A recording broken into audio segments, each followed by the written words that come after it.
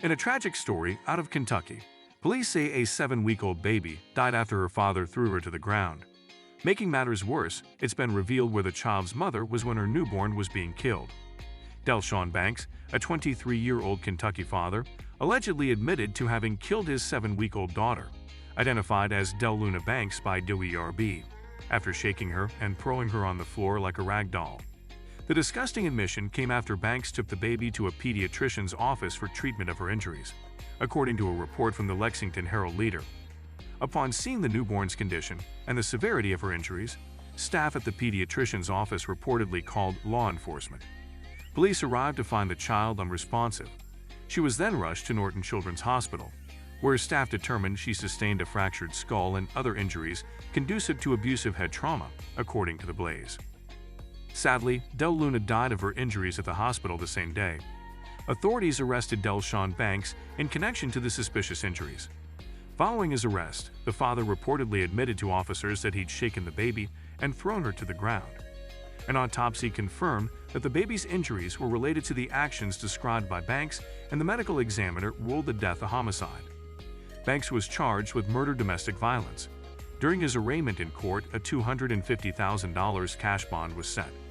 According to DOERB, Banks allegedly hurt baby Deluna before.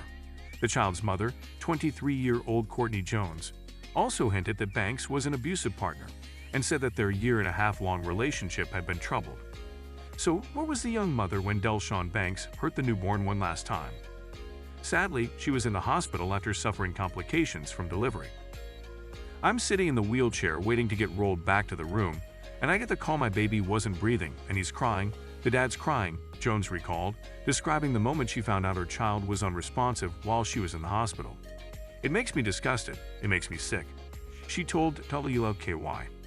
Jones, who suffered a miscarriage before giving birth to Deluna, went on to express the added grief of losing her daughter. It hurts so much because she was my rainbow baby, she explained. You're expecting to live a long life with your child, to make memories, and I only have 2 months' worth of memories. That's just not enough, Jones added. How can you hurt your own child? How do you hurt someone that looks just like you? A part of you, your blood, your sweat, your tears, your everything.